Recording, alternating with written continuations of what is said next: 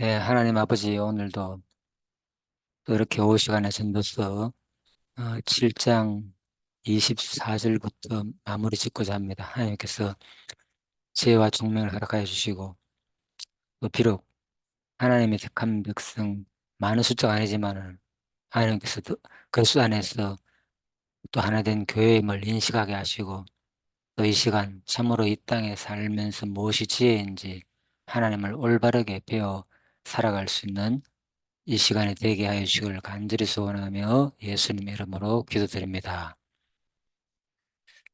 예, 전도서 7장 21단 3절 잠깐 복습하도록 하겠습니다. 자, 23절 한번 볼까요? 내가 이 모든 것을 지혜로 시험하며 스스로 이르기를 내가 지혜자가 되리라 하였으나 지혜가 나를 멀리 하였도다.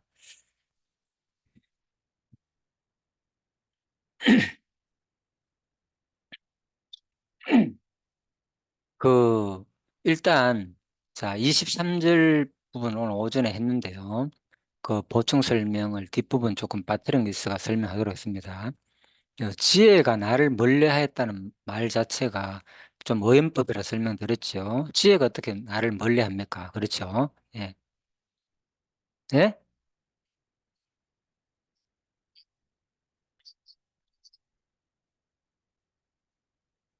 아, 오늘 이제 지금 말씀은요. 예, 지혜에 대해 설명하는 겁니다. 하나님의 지혜를 적용하는 생활 태도에 대한 내용입니다. 그래서 지혜의 능력이 얼마나 소중하냐? 예? 예, 그 부분입니다. 자, 그래서 전서 7장 23절에 보면은 이 지혜가 나를 멀리했다. 이 부분에서 하나님의 이제 주권을 설명했죠. 예, 참다운 지혜가 결국은 내가 스스로 이르기를 내가 지혜자가 되리라고 하였으나 지혜가 멀리했다는 말은 인간의 노력과 욕망에 의해서 지혜가 얻어지는 것이 아니라, 그죠? 예, 하나님의 은혜에 의해 가지고 지혜는 예, 주는 것이다. 그게 이제 또 그 근거는 어디냐? 바로 전도서 2장 26절이라 말씀드렸습니다. 2장 26절을 보면은 하나님은 그가 기뻐하시는 자에게는 지혜와 지식과 희락을 주시나 죄인에게는 녹을 주시고 그가 모아 쌓게 하사 하나님을 기쁘게 하는 자에게 그가 주게 하시지만 이것도 헛되어 바람을 잡는 것이로다. 어, 일반적인 이야기는 아니죠. 이런 것들이 상식적으로. 그죠? 예, 하나님은 그가 기뻐하는 자의 지혜와 지식과 희락을 분명히 주죠. 예, 그래서 참 지혜와 지식과 희락은 하나님의 큰 선물입니다. 누구에게? 그가 기뻐하는 자에게만 주는. 그렇지만 죄인에게는 노억을 주사 이 힘든 노력과 고된 일을 통해서 그죠? 결국은 그가 모아 쌓은 그 모든 소유와 재산들을 어떻게 되느냐? 하나님을 기뻐하는 자에게 주신다는 거죠. 참 얼마나 억울합니까? 예, 시큰 평생 살면서 일구는 그 재산을 바로 자기가 소유하고 자기가 마음껏 누리고 쓰고 즐겨야 되는데 하나님은 그것을 누구에게 주느냐? 바로 하나님을 기뻐하는 자에게 오히려 준다는 거죠. 예, 그래서 참 인생은 너무나도 헛되다. 그런 의미에서 볼 때, 그죠? 그 얘기입니다. 그래서 결국은 이제 하나님을 기뻐하는 자에게 주는 예는 내가 이제 오전 시간에 말씀드렸고요. 그래서 하나님을 기뻐하는 자, 그 예로서는 이제 솔로몬 시대 때, 다윗이나 솔로몬 시대 때 그 다윗 왕국이 왕성하게 되니까 주변의 나라에서 수많은 조언과 여러 가지 물품들을 들어왔잖아요. 예, 그러니까 바로 그들이 주변에서 열심히 노력해가 번 그 물품과 그 황금과 그런 돈들을 그죠? 막 갖다 바치는 거죠. 바로 누구에게? 하나님을 기뻐하는 자. 예, 바로 누구 다윗이나 솔로몬에게 막 갖다 바치게 되는 거죠. 그 예를 들었고 그 다음에 구체적인 예로서 내가 이제 사무엘상 25장 말씀을 드렸죠. 바로 다윗과 아비가일, 예, 그리고 나발 사건, 예, 얼마나 나발이, 그죠? 어, 하나님 앞에서 어리석은 행동을 했느냐. 예, 그래서 인간적으로 볼 때는 나발의 입장에서는 전혀 어리석은 행동한 것도 아니지만은, 바로 하나님 입장에서 볼 때는 하나님을 기뻐하지 않았기 때문에 결국은 이제 어리석은 행동을 해가지고 자기 모든 소유를 누구한테 넘어가게 됩니까? 그래서 결국은 이제, 예, 나 누굽니까? 다윗에게 그죠? 그리고 아비가일에게 다 넘어가게 된다는 거죠. 물론 성경에 그런 표현이 없지만은 결국은 인제 자기가 제대로 누려보지도 못하고 졸지에 인제 죽게 되는 거죠. 예. 인제 마음이 낙담해 가지고 바로 얼마 안 돼 가지고 그죠? 곧 죽었다 그랬잖아요. 그 후에 바로 자기 아내와 그 여종들이 같이 다윗이 아내로 삼았잖아요, 아비가일을. 예, 그러니까 결국은 인제 그 남 그 남편이 죽고 나니까 모든 소유가 결국은 아내로 넘어가는 것이고 양만 해도 3천 마리가 되고 염소만 해도 1,000 마리가 된다 했잖아요. 그만큼 어마어마한 거부 부자였다. 그러니까 지금 시대로 말하면 이제 대기업 사장쯤 되겠죠, 회장이나. 예, 그 당시 그 정도로 부를 가진 사람이 드물었기 때문에. 그래서 뭐 숫자로만 보더라도 3천 마리의 양을 예 풀어놓으면 얼마나 많겠습니까? 또 그걸 관리하는 사람이라든지 그런 인부라든지 종들이 어마어마하다. 아무튼 자, 그런데 그것을 다 놓고 결국은 하루아침에 죽게 되고 그 아내와 심지어는 모든 소유가 결국은 이제 다윗에게로 넘어가는 꼴이 돼 버린 거죠. 뭐 물론 성경에는 그런 구체적인 내용은 안 나오지만은 일단 인제 자, 하나의 예로 그렇게 한번 생각을 해 보았습니다. 예. 그래서 하나님 "내가 이 모든 것을 지혜로 시험하며 이르기를 내가 지혜자가 되리라 하였으나." 그 인간이 지혜자가 되고자 한다고 노력하더라도 안 된다는 거죠. 예, 아비가일의 그 남편 이제 나발 같은 경우는 자기가 스스로 "내가 어 네가 떠돌아다니는 그런 객에 불과한데 내가 너가 누군 줄 알고 내 양치는 나의 종의 식구들한테 종에게 줄 음식을 너한테 나눠 주겠느냐." 상당히 자기는 지혜롭게 모든 것을 말을 했지만은 결국은 그 지혜가 제대로 된 지혜가 아닌 거죠. 예, 그래서 결국은 인제 그 다윗이 죽이려고 하니까 400 인의 군사를 끌고 와가 죽이려고 하니까 결국은 인제 나발이 나중에 자기 부인한테 그 얘기를 듣고는 낙담해 가지고 인제 죽었다는 얘기가 있잖아요. 그죠? 자, 그 후에 죽고 나니까 또 다윗은 그 지혜로운 여자를 또 자기 아내로 삼는 내용이었습니다. 사무엘상 25 장에. 예, 그래서 그만큼 그 다윗의 스스로 다윗 누굽니까? 아비가일만 아니었다면 다윗이 사실 나발을 살해할 수도 있었고 그 모든 종들을 다 죽이려고 그랬거든요. 하나님한테 맹세를 했거든요, 심지어는. "다 죽여 버리겠다 내가." 예? 그만큼 우리 종들이 당신을 밤낮으로 보호해 주고 도와줬는데 당신 그렇게 마지막에 잔치 베푸는 날 양털 깎는 날이 잔치 베푸는 날이니까 양털 깎고 1 년에 이제 수확을 거두는 날이잖아요. 그죠? 예, 그래서 그 수확 거두는 날 그 정도도 못 베풀어 주느냐. 우리한테 먹을 거 좀 나눠 달라니까. 그래서 나발이 인제 반대하니까 다윗이 완전히 그 모든 그쪽 나발의 소유와 가산을 다 몰살시키려고 작정을 먹었는데 그 소식을 인제 지혜로운 아비가일 그 아내가 듣고는 바로 음식을 준비해 가지고 인제 그 다윗의 그 살인을 막게 되는 거죠. 그래서 다윗이 이 고백한 내용이 사무엘상 25 장이었잖아요. 그죠? "하나님께서 나를 막았다. 당신 때문에 내가 범죄할 수 있는 것을 막았다. 참 당신이 지혜롭구나." 이렇게 고백했고 그렇지만은 또 하나님이 근본적으로 나를 막았지만은 구체적인 과정 속에서는 "당신 아주 아비가일 당신이 지혜롭다. 당신이 나를 맞게 해 줬다." 인제 이렇게 되는 거죠. 이런 표현을 했었고. 그래서 우리가 인제 하나님의 커다란 작정 섭리 가운데 또 구체적인 내용 가운데서는 인간의 자유의지를 인정해 가지고 표현하는 성경 구절이 대부분이니까 그것을 잘 구분해 가 봐야 된다. 한쪽 신학에 치우치면 안 되고 내가 그런 말씀을 드렸죠. 자, 그것이 인제 23절 내용이었고 그래서 결론은 뭐냐 바로 하나님을 기뻐하는 자에게 인제 이 부분을 빠뜨리기 때문에 쪼끔 더 보충 설명합니다. 하나님을 기뻐하는 자에게 인제 결국은 인제 2장 26 절에 준다 그랬잖아요. 노고를 주는데 목 그가 모아 쌓게 하사 하나님 기뻐한 자에게 재물을 물려준다는 거 얼마나 참 억울합니까? 자, 그런 예를 인제 뭐 사무엘상 25장 나발 사건을 통해서 제가 꼭 뭐 같은 내용은 아니지만 비슷한 내용인 같아 가지고 한번 예를 들어가 한번 설명해 보았습니다. 그렇다면 하나님을 기뻐하는 자는 뭐냐? 결국은. 그렇죠. 예, 성경의 결론이 결국은 인제 하나님을 기뻐하는 자는 하나님이 말씀대로 잘 사는 것이 하나님을 기뻐하는 자잖아요. 그죠? 예, 우리가 하나님을 사모하고 하나님 자체를 기뻐하는 거, 세상의 어떤 자기 욕심보다는, 그죠? 하나님이 원하시는 것을 하는 것이 결국은 하나님을 기뻐하는 삶이니까, 그죠? 그래서 성경의 결론은 뭐냐? 하나님을 사랑하고 이웃을 사랑하는 것이 성경의 핵심적인 내용이니까, 모든 율법 하나님의 그 마음이니까, 구원에 대한 결론이죠, 결국은. 그 결과로서. 그러니까 결국은 우리가 지금 뭡니까? 이웃에게 이 어린 소자에게 한 것이 곧 나에게 한 것이다라는 마태복음 25장 논리를 볼 때 결국은 이웃 사랑이 결국은 하나님의 결론이죠. 성경의 결론이.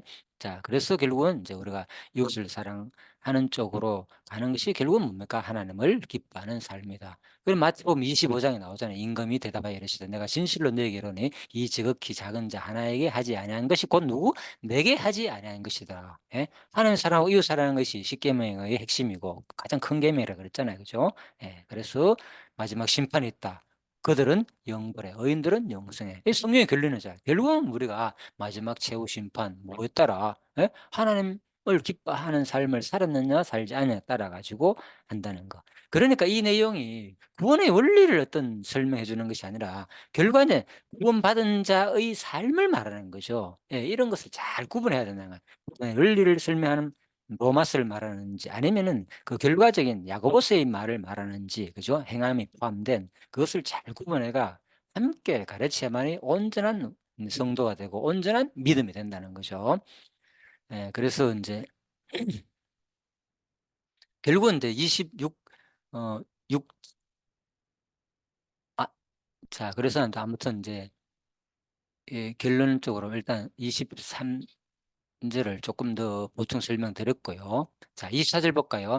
이는 있는 것을 멀고 또 깊고 깊도다. 이미 있는 것은 멀고 또 깊고 깊도다. 능히 통달하다. 네, 이 내용도 앞절과 같은 맥락에서 하는 말입니다. 자신이 그동안 갈고 닦은 지식과 인생 경험의 바탕을 둔 나름대로 폭넓은 식견으로도 결국은 뭐냐? 이 세상에서 역사되어지는 모든 것을 다 알 수 없다는 인간의 어떤 지혜의 한계성을 말하는 거죠. 멀고 깊고 깊도다. 누가 이걸 다 알겠느냐는 게 세상에. 자, 그런 맥락에서 하는 말입니다. 25절입니다. 내가 돌이켜 진심으로 지혜와 명철을 살피고 연구하여 악한 것이 얼마나 어리석은 것이요 어리석은 것이 얼마나 미친 것인 줄을 알고자 하였더니, 그죠? 예, 인간의 이제 사악성에 대해서 말하죠. 예, 지혜와 내가 전심으로, 그래서 이제 이 솔로몬이 고백한 거죠. 자기 스스로. 내가, 주어가 내잖아요. 그 솔로몬이, 그죠? 이렇게 전심으로 마음을 다해 가지고 지혜와 명철을 살폈고 연구했다 그랬잖아요. 그죠? 그런데 뭐 악한 것이 얼마나 어리석은 것을 마지막 노년에 깨달았다는 거죠. 이 악한 것이. 그죠? 또 어리석은 것이 얼마나 미친 것이냐. 예, 이것도 알았다는 거죠. 자, 그래서 그 가운데서 또 하나 예를 듭니다. 미친 줄을 알고자 하였더니 도대체 뭐가 어리석느냐? 어떤 것이 가장 어리석은 거냐? 미칠도록 어리석은 일이냐? 26절에서 나오는 말입니다. 마음은 올무와 금을 갖고 손은 보석 같은 여인은 사망보다 더 쓰다는 사실을 내가 알아내었도다. 그래서 음녀에 대해서, 여인에 대해서, 그죠? 홀리는 여인, 예, 특히 이제 비유적으로 이방 여인 말하면 짐승건수도 말하지만은 주로 이제 장녀, 기생 이런 쪽으로 많이 교훈을 하죠. 특히 잠언서에 보면 잘 나타나 있습니다. 이런 표현들이. 예, 그래서 이제 잠언의 저자도 이제 결국은 이제 솔로몬이잖아요. 그죠? 그래서 솔로몬이 수많은 그또 잠을 했고, 물론 다른 사람도 있지만, 그죠? 예, 그래서 어 마음은 올무와 금을 갖고 손은 보석 같은 너희는 사망보다 더 쓰다는 사실을 내가 알아내었도다. 그래서 어떤 그런 기생 같은 여자는, 그죠?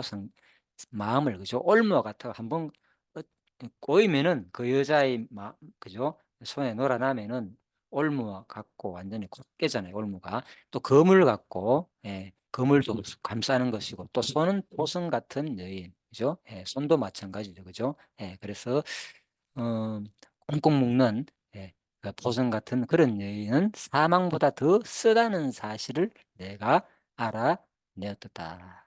자, 그래서 참 사람 마음을 완전히 묶고 감싸고, 그죠? 올무같이 꿰는 그런 여인은, 그런 이제 장기 같은 그 여인은 뭐냐?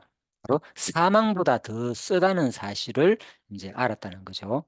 솔로몬이 그 지혜로. 그러므로 하나님을 기쁘게 하는 자는 그 여인을 피하려니와 죄인은 그 여인에게 붙잡히려다. 그래서 솔로몬이 바로 젊은 아들 르밤한테 이런 교훈을 하는 거죠. 특히 기생 같은 여자를 조심하라. 한번 그 마음을 당신의 마음을 사로잡으면 거기서 벗어나지 못하고 가산을 탕진하고 되고 저 모든 것을 또 정력과 육체적으로나 외형적으로나 재물적으로나 다 그 여자한테 낭비하게 되고 패망하게 된다. 이제 그런 내용입니다. 그래서 잠언서에서 이런 내용이 아주 구체적으로 잘 포함되어 있죠. 그래서 이제 여기서는 꼭 이 포승 같은 그 여인, 손이 포승 같은 그 여인이, 그죠? 그래서 악한 여인을, 그죠? 이제 대표한다, 이렇게 생각하면 됩니다. 반드시 뭐, 어, 어떤 특정한 여인을 말하는 것이 아니라 여기서는 추측적인 해석은 그렇습니다. 악한 여인을 대표적으로 선정하였을 뿐이며 또 이러한 여인의 올무로부터 벗어난다는 것은 오직 하나님을 기뻐하는 것임을 상기시켜 주는 것이다. 그죠? 그래서 음, 뭡니까? 새가 올무에서 벗어난다는 그런 노래 있잖아요. 그죠? 그래서 참 올무에 걸리면은 벗어나기 힘들잖아요. 그죠? 자, 그 얘기입니다. 다리를 꽉 무는 거.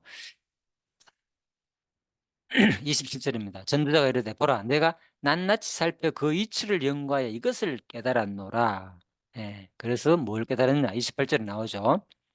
뭐 앞부분과 뭐 다 같이 연결하면 되죠. 26절 보성 같은 여인에서 벗어나는 거. 그래서 내 마음이 계속 찾아보았으나 아직도 찾지 못한 것이 이것이라. 천 사람 가운데서 한 사람을 내가 찾았으나 이 모든 사람들 중에서 여자는 한 사람도 찾지 못하였느니라. 자, 이 부분 한번 볼까요? 그래서 여기에서 이제 조금 논란이 되는 내용입니다. 일천남대 중에서 하나란 말은 이제 여기 이제 개정 성경은 이제 천 사람으로 되어 있지만은 이제 개역 한글 성경은 일천남자 중에서 이렇게 되어 있습니다. 일천남자 중에서 하나에 대해 혹자는 죄 짓기 전에 순수하고 무죄한 아담을 가리킨다고 하고요. 유명한 구약학자죠. 랭게 같은 사람은 자 하나님의 지혜를 얻은 자 또 혹은 진정 하나님을 기쁘게 하는 자로 보는 것이 낫겠다. 그렇지만은 여기서 뭐 어떤 음, 아담을 특정하게 보기보다는 그죠? 하나님의 지혜를 얻은 자 아니면 혹은 하나님을 진정으로 하나님을 기쁘게 하는 자 이게 뭐 천 사람 가운데 한 사람을 말하는 거죠. 특정히 뭐 아담만 여기서 말하는 것이 아니지 않느냐. 그렇지만 학자 같은 사람은 또 유명한 학자도 이런 것을 또 아담으로 무죄한 아담으로 보기도 하지만은 솔로몬이 뭐 무죄한 아담을 그렇게 뭐 지혜로운 사람으로 그죠? 천 사람 가운데 한 사람을 찾았다 이렇게 표현할 수 없죠. 왜? 아담의 삶을 보면 되잖아요. 그죠? 아담도 타락했고 솔직히 그죠? 인류의 대표적으로 타락한 존재잖아요. 그죠? 자, 그래서 아무리 유명한 학자가 말을 하더라도 또 우리가 이런 종합적인 어떤 추정 내용을 볼 때는 이 랑게 같은 유명한 구약학자보다는 오히려 다른 사람의 견해가 더 또 맞지 않느냐 스스로 그렇게 평을 하고 있습니다. 또한 여기서는 남자보다도 여자 가운데서 더 찾기가 어렵다는 사실을 말하고 있는데 이는 인류 역사에서 최초로 타락한 자가 남자 아닌 여자라는 맥락에서 언급되어지는 것으로 보인다. 그죠? 여자가 먼저 타락했다가 했잖아요. 디모데서에 나오죠. 그리고 본절에서 일천이란 단순히 숫자상의 의미를 나타내기보다는 많은 수를 나타내는 상징적인 수로 보인다. 보통 이제 일천이라는 숫자가 상징수로 많이 나타나기 때문에 그죠? 그래서 많다는 자, 그래서 수많은 사람 가운데서 한 사람 찾기가 어렵다는 것은 결국은 뭐 세상에서 진짜 지혜로운 사람 없고 다 뭐 육신의 정욕에 치우쳐 가지고 그죠? 예, 그런 음, 인간의 정욕, 어리석은 그죠? 악한 것 이런 데 빠져 사는 것이 대부분이다. 그런 내용을 지금 표현하는 말이라고 보시면 되겠습니다. 자, 27절입니다. 그래서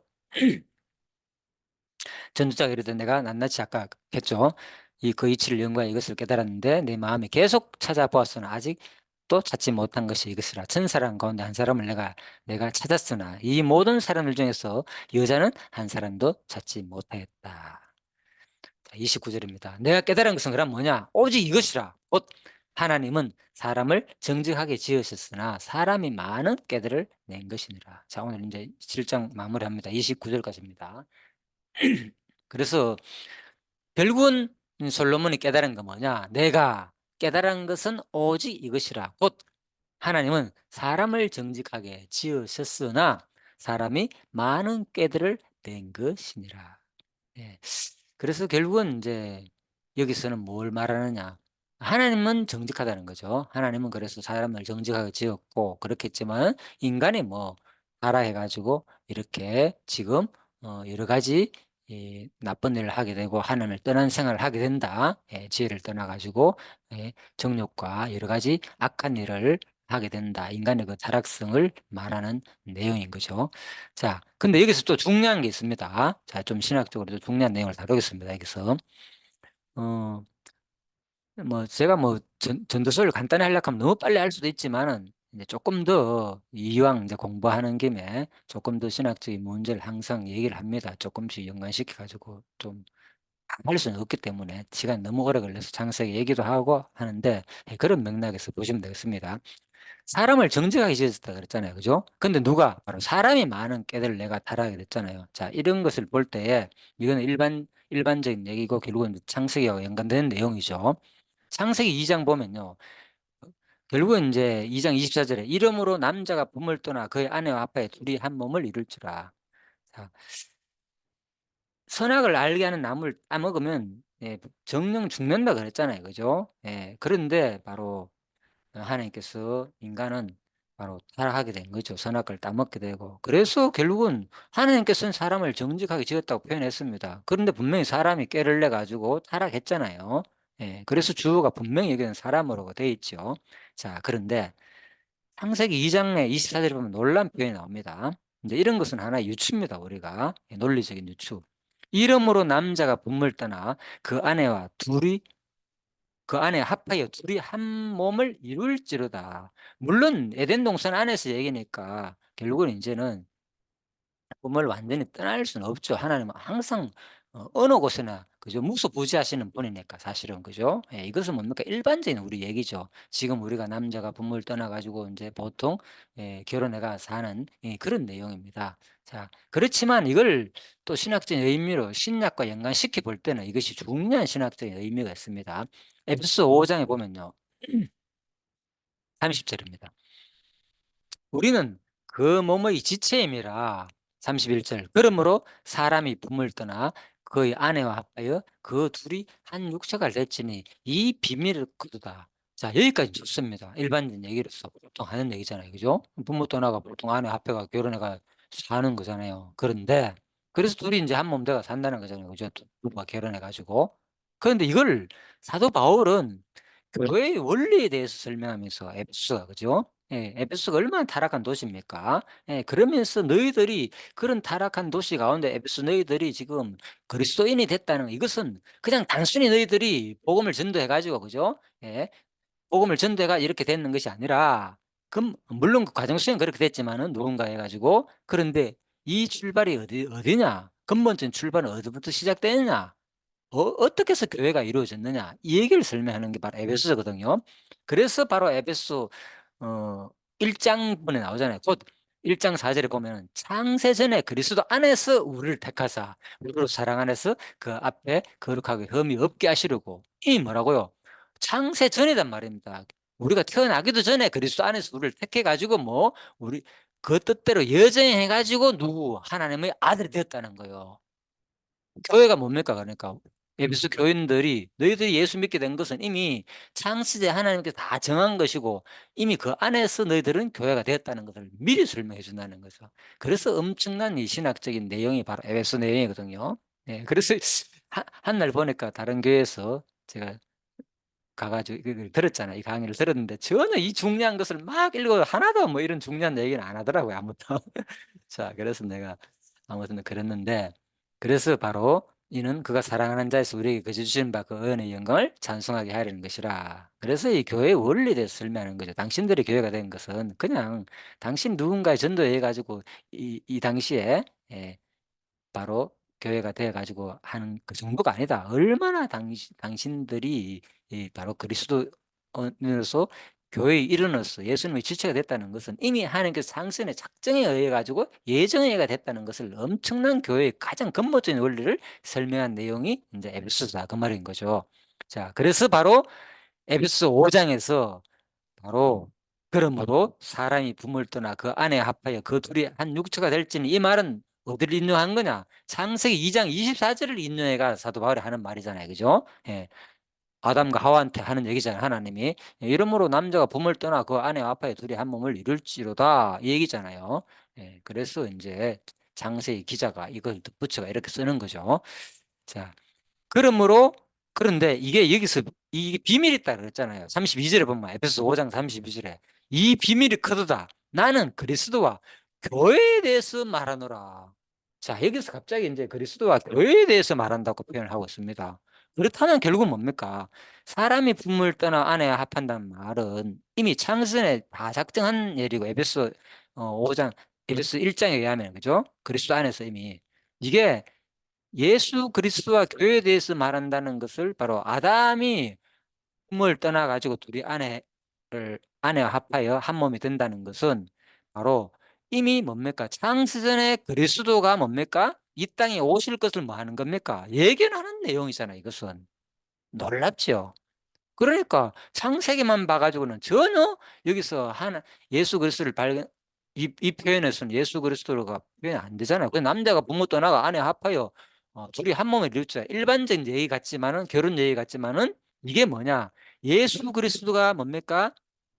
바로 아버지를 떠나 가지고 누구와, 우리 그리스도와 이 교회인 아내와 합해 가지고 결혼할 것을 말하는 내용이 뭐냐? 바로 창세기 2장 24 절에 미리 예언한 내용이라는 거예요. 누구의 해석에 하면 에베소 5장 32 절에 나오는 사도 바울에 의한 성령의 영감을 받은 바울의 해석에 의하면은, 그래서 이런 것들이 우리가 논리적인 유추가 필요한 거죠. '와, 놀랍구나.' 비록 여기서는 창세기 2장 24 절에는 예수 그리스도 얘기가 없지만은, 바로 그리스도가 이미 뭡니까? 우리와 이 땅에 오셔 가지고 죄인된 오셔 우리를 위해 이 땅에 오셔 가지고 십자가에 돌아가셔 가지고 그를 믿는 자는 구원을 얻을 것을, 자기 아내가 된다는 것을 미리 어디서 말하느냐? 창세기 2장 24 절에서 "이러므로 남자가 부모를 떠나." 그러니까 이 남자는 누굴 말합니까? 아담을 말하는 거지만 실질적으로 누구 말합니까? 바로 예수 그리스도를 말하는 거죠. 예수 그리스도가 뭡니까? 이미 오셔 가지고 우리와 결혼할 것을 미리 예언한 내용이다, 그 말입니다. 자, 그런데 이게 인제 엄청난 신학적인 이 비밀, 이건 일반적으로 다 이렇게 성경이 나오니까 당연히 이런 해석이 필요한 거요. 다 인정하는 내용입니다. 그런데 우리가 여기서 주의할 점이 있습니다. 예. 뭐냐, 바로 그래서 여기서 또 보면은 인제 이 부분을 가지고 어떻게 해석하느냐. 바로 이미 우리가 타락할 것은 뭐가 됐다, 따지고 보면은. 예견 작정되었다는 논리가 되잖아요, 이걸 볼 때. 그죠? 그리고 예수가 이 땅에 올 것도 이미 작정되었다. 인간이 타락할 것과 창세전이니까. 그죠? 창세전에 이미 우리를 택했으니까 인간은 타락해야 되고, 예수님은 우리 타락한 자를 구원할 것으로 와야 되고, 이런 논리가 되는 거죠. 그래서 이 부분을 가리킬 때 바로 여기서 이걸 유추해 가지고 더 나아 가지고 인간의 타락의 예정을 이제 강조하게 되는 거죠. 예. 그런데 성경은 그 여기서 말하는, 에베소서에서 말하는 이 논리는 인간 타락의 예정을 강조하는 내용이 아니다는 거죠. 예정론을 말하는 거지. 얼마나 너희들은 이미, 그죠? 너희가 교회가 된 것은 이미 하나님의 작정 섭리에 포함돼 가지고 창세 전부터 너희들이 진짜 택한 그 백성의 얼마나 고귀하고 우리가 하나님의 그 교회가 됐다는 것, 그리스도의 아내가 됐다는 것은 이미 창세는 하나님의 작정 가운데 있는 하나님의 엄청난 은혜와 사랑, 예? 하나님의 주권, 그걸 설명하기 위한 내용인데, 여기서 이걸 가지고 그리스도가 인간은 타락해야 되고, 타락 안 하면 반드시 하나님께서 막 억지로 타락시켜 가지고 예수 그리스도를 보내야 되고, 이런 식의 논리를 편다는 거죠. 일부 가르치는 사람들이 거기에 또 그 말에 와 대단하다 넘어가는 사람도 있고 제가 그랬으니까 그러니까 얼마나 황당한 해석인데도 불구하고 우리는 여기에 대해서 이 전체적인 맥락이 무엇을 말하는지 그 포인트를 못 잡다 보니까 그죠? 그 유추에만 빠지다 보니까 와 대단한 논리구나 우리가 생각지도 못한 것을 가르치는구나 이렇게 되는 거죠. 제가 그랬으니까. 그래서 여러분들이 이런 것을 잘 구분해야 된다는 거죠. 그래서 우리가 이런 폭넓은 일반 그 지식과 다른 학자들의 견해를 수용하지 않게 되면은 자기 그 사고에 빠져가지고 이 논리를 펼 때는 뭐는 할 말이 없는 거죠. 이런 거 잘 모르니까 모르는 상태다 보니까 대단한 것처럼 보이지만 실질적으로는 이것은 뭡니까? 이게 바로 문맥적 해석인 거예요. 여기서 말하는 문맥이 뭘 말하는지 정확하게 구분하지 못하고 이 성경 해석학의 그 원리를 제대로 정하지 못했기 때문에 이제 치우치는 자기 주관적인 그 치우치는 또 논리적으로 볼 땐 틀린 부분이 또 아니니까 그 부분이 더 이제 문제가 되는 거죠. 그런 것들이. 자, 그래서 이런 것들을 우리가 잘 구분할 필요가 있다. 이 말이 도대체 또 처음 듣는 사람들은 무슨 말 하는지 어려울 수도 있을 겁니다. 그렇지만은 또 진짜 성경을 깊게 공부하고 제대로 알기를 원하는 사람들은 아마 이 강의가 엄청난 중요한 내용이라는 것을 또 캐치할 수 있지 않나 싶어서 일단은 제가 한번 말씀드려 보았습니다. 그래서 아무튼 그 맥락이 무엇을 강조하기 위한 것인지 잘 구분해야 된다. 자, 그 말입니다. 자, 제가 이제 에베소 1장 부분과 5장을 설명드렸고요. 그래서 에베소 1장 부분만 얘기할 때 뭡니까? 막 하나님의 작정, 예정 막 강조하니까 얼마나 좋습니까? 모든 것은 은혜야, 바로. 예? 6절 보시죠. 이는, 에베소 1장 6절. 이는, 그럼 왜 하나님께서 작정했냐, 예정했냐, 우리가. 인간의 제한에 상관없이. 왜? 이는 그가 사랑하시는 자에서 우리에게 거저 주시는 바 그 은혜의 영광을 찬송하게 하려는 것이라. 예, 그러니까 모든 것은 은혜다. 예? 우리 제한은 상관없이 하나님께서는 이미 작정했고 우리 구원 문제도 그죠? 예정된 자만 천국 간다. 이것만 가르칠 때는 너무 그죠? 좋은 거죠, 우리 삶이. 예? 예. 그런데 에베소 5장 볼까요? 근데 모든 성경은 그래요. 이 원리적인 내용만 가르치는 게 아니라 후반부에 가면 이렇게 예정되고 구원받은 자는 어떻게 삶을 살아야 되느냐? 그러므로 논리가 나오는 거죠. 사랑을 받는 자녀 같이 너희는 뭐 하나님을 본받는 자가 되고 그리스도께서 너희를 사랑하신 것 같이 너희도 사랑한 것을 행하라. 예. 그래서 우리 이 구원의 역사 섭리 가운데서는 우리의 삶, 어떻게 살아야 되는 것이 온전한 구원인지를 제대로 가르쳐 주고 있죠. 그는 우리를 위하여 자신을 버리사 향기로운 제물과 생제물로 하나님께 드리시느니라. 너희가 전에는 어두움이더니 이제는 주 안에서 빛이라. 빛의 자녀들처럼 행하라. 그래서 너희들도 빛의 자녀들처럼 행하라는 거예요. 빛의 열매는 뭡니까? 모든 착함과 의로움과 진실함에 있다. 주를 기쁘시게 할 것이 무엇인가 시험하여 보라. 우리의 삶이 뭡니까? 하나님을 기쁘게 할 것이 무엇인가의 시험 아직 뭐 관심도 없죠. 내 삶이 진짜 하나님을 어떻게 할까? 기쁘게 하는 삶일까? 여기에 대한 관심보다 어떻게 하면 대부분은 그렇죠. 육신이 있는 이상 우리도 그렇잖아. 내가 어떻게 무엇을 해야 내가 먹고 마시고 즐겁게 그죠? 무엇을 해야 먹고 입고 마시고 이 땅에 사는 동안 거기에 대한 관심이 많잖아요. 예? 하나님을 즐겁게 기쁘게 할 것이 무엇인지를 내가 알아보는 그 시험보다는 오히려 어떻게 하면 솔로몬의 한 게 그러잖아요. 나를 위해서 쾌락이 뭘까? 시험해봤다 그랬잖아요. 연구해보고 그 얘기입니다. 너희는 열매는 어두운 일에 참여하지 마 도리어 책망하라. 그래서 성도의 그 구체적인 삶의 열매에 대해서는 관심이 없는 거예요. 원리, 에베소 1장 앞부분 여기 예정론을 강조하는 사람 여기만 관심 있고 그러니까 이 뒷부분은 거의 뭐 강의를 잘 안 하죠. 강조도 안 하고 강조하면 뭐 예정론하고 틀리니까 한 작정인데 이것만 얘기하다가 이 부분을 얘기하면 이상한 거죠, 본인이. 그러니까 이것을 강조도 못하고 설명을 잘 안 하는 거죠. 이렇게 살아야 된다고 이 부분을 강조도 안 하고 왜 이걸 구분 뭐 하냐? 그게 저로서는 참 답답하죠. 많은 사람들이. 그래서 이 항상 한쪽에 치우치면 안 되고 이 문맥이 뭘 말하는지 잘 구분해가 봐야 된다는 거죠. 자, 에베소 3장입니다. 그래서 3장 13, 이거 에베소가 아니라 이제 야고보서 볼까요? 그래서 야고보서 3장에 보면 너희 중에 지혜와 총명이 있는 자가 누구냐? 진정한 지혜와 총명이 뭐냐? 그 말인 거예요. 야고보서 다 이게 그 지혜와 수와 연결됩니다. 전도사도. 그는 선행으로 말미암아 지혜의 온유함으로 그 행함을 보일지니라. 결국 진정한 지혜와 총명이 있는 자는 뭐가 다르냐? 행함까지 나온다는 거죠. 오직 위로부터 난 지혜는 뭐냐? 첫째, 성결하고 다음에 화평하고 관용하고 얼마나 관용이 중요한지 압니까? 풀어주고 용서해주고, 예?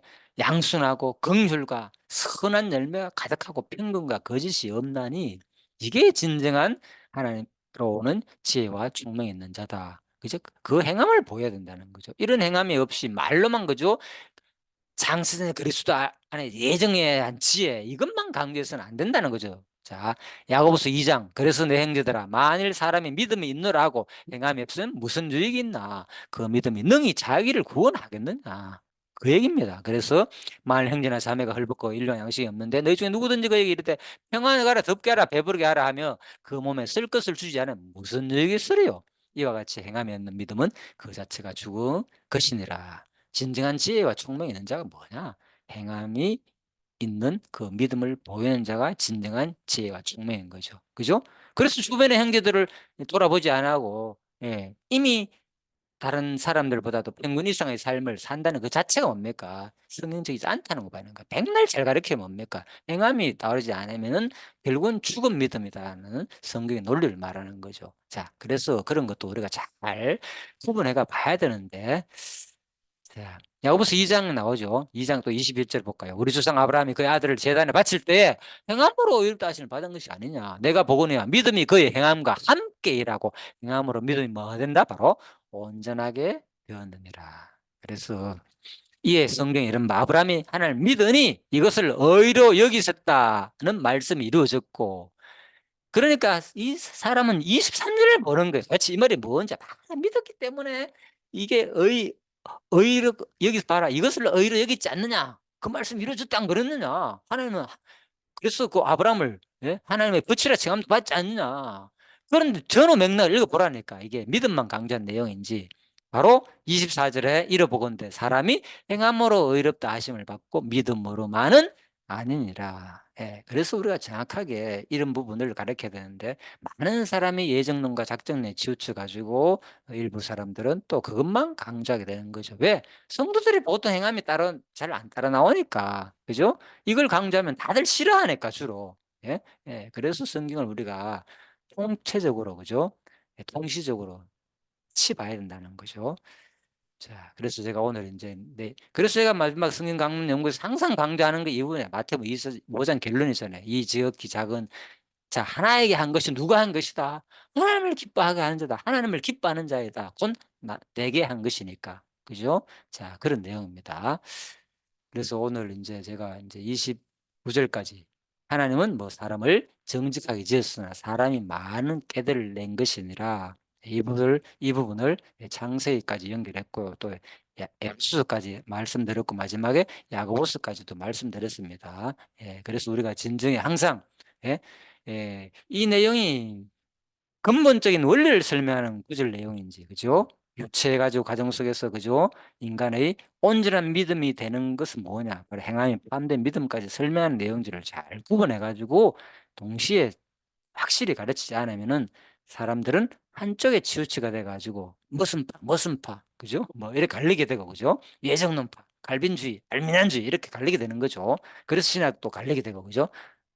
좀 그런 것이 있지 않느냐. 그래서 우리가 이것을 진짜 통합 학문을 한다는 것이 이 시대에 너무나 중요합니다. 제가 보기에는 종교개혁만큼 내가 말씀드렸죠. 예, 중요한 내용이다. 이런 부분은.